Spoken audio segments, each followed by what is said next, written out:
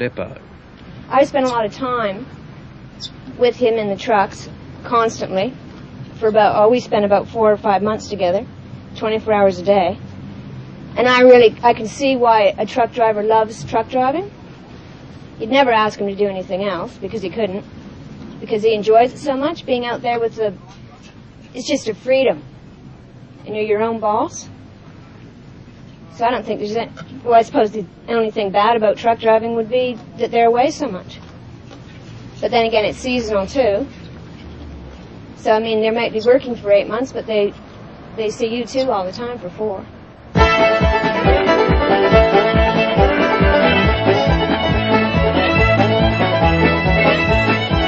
When the season is over, the cattle drivers finally have a chance to let off steam. In a good season, they'll have had only one break, and that's normally during the local town celebrations.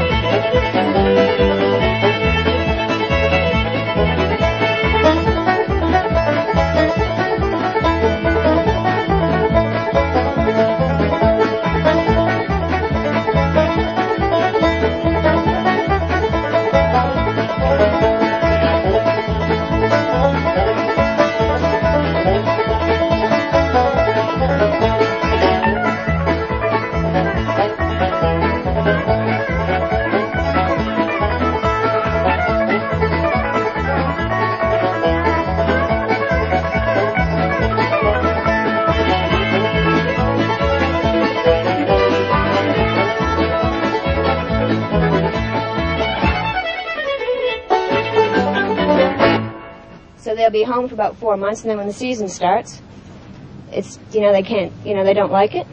They like getting out on the first run, but I think it's very difficult for them to leave home because they're content to be there. So the first trip, I think, is pretty hard, but then after that, they're into it again, and they just want to keep going. In the early days, there was only one way to get to the inland, and that was by horse. The pioneers would live out on the track for years at a time, 1,000 kilometres from nowhere. If they had an accident and needed medical help, the fact was, in most cases, it was just too far away. Despite the slight improvement in transportation, there was still little inducement to coax settlers to try their luck in the more remote areas of the continent. After all, at the turn of the century, it was still a 15-day journey by wagon to trek from the railhead at Oodnadatta to Alice Springs, which was really just the jumping-off point to the vast northern cattle properties which lay dotted over the 1,500 kilometres of territory between the Alice and Darwin. Knowing this would hardly have been a great inducement for anyone to have committed himself to a life of total isolation.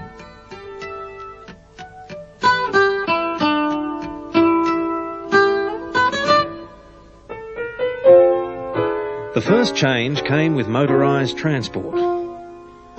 The early cars and trucks were hardly reliable, even in the city, and to suggest taking them into the Outback was good enough reason for people to call you crazy. But people did it, and eventually, as their reliability increased, trucks began to replace the horses and wagons, and soon the peace of the spreading plains was shattered.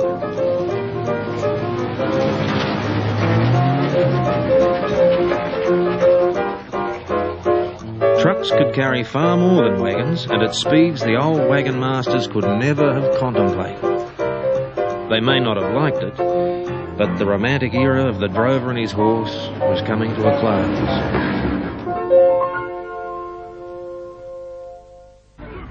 By the end of the Second World War, the inland was beginning to experience a mini boom. Soldiers returning from the war were trying their hand at grazing. Until now, cattle had been taken to market by drovers on horseback. Some herds were on the track for 3 months, travelling distances of up to 3,000 kilometres. By the end of the drive, many of the cattle were in appalling condition and had to be refattened at great expense. A young Alice Springs inventor named Kurt Johansson believed he had the solution to the cattle transportation problem and built a truck with 5 trailers. He then set about trying to market the idea to graziers. Oh, the biggest road train was 5 trailers. That was about 200 odd feet long. And our cruising speed was around about 20 miles an hour. For several reasons, the roads weren't straight enough to do greater speeds, and raising of the dust and the roads wouldn't stand higher speeds. The roads were actually, in most cases, non-existent. It's a ongoing thing now with the modern roads, modern trucks, higher speeds.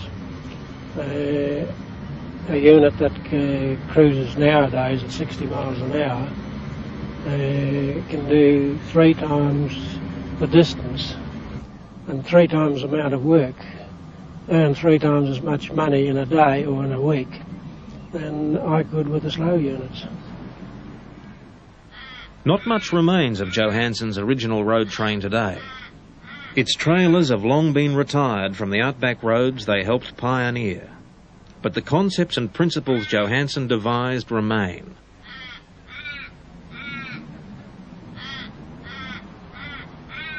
When we came here initially, we were sort of taking over from the drovers. Noel Buntine saw the need for road train-style cattle transport as the roads in the territory began to improve in the early 60s.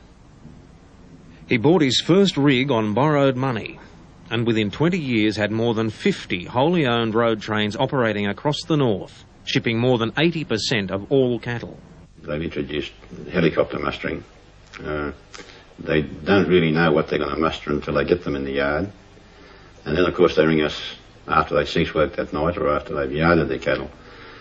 And this puts a fair bit of pressure on us because we might receive phone calls any time up till 8 or 9 o'clock at night, wanting trucks and morning trucks in the morning style of thing, you know, like really quick. Whereas in the early days, of course, you had your bookings months in advance because people generally knew that they were going to turn cattle off and what numbers they were going to turn off. So there is it was probably harder operating in the olden days, or the 20-year-ago days, but there's a hell of a lot more pressure today. On Avon Downs near Camberwell in far northwestern Queensland, Kay Ballard is loading up. Before I started driving and got married, I worked in a jeweller shop for 6 years, and well, I sort of feel now that for those 6 years it was like being in jail. Since I've been driving, the only state I haven't been in driving is Victoria. I don't mind it. It gets a little bit lonely sometimes when you're on the road. So down towards South Australia, you don't see many vehicles. You might go 2 or 3 days and you don't see anybody. When you're in a convoy, at least you've got one another's company. Even today, it's rare to find a woman behind the wheel of a big rig. The sheer physical exertion is demanding even on the strongest of men.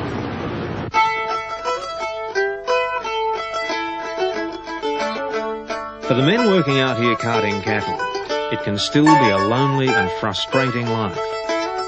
The chances of a break from the routine are few and far between, but more than welcome when they come.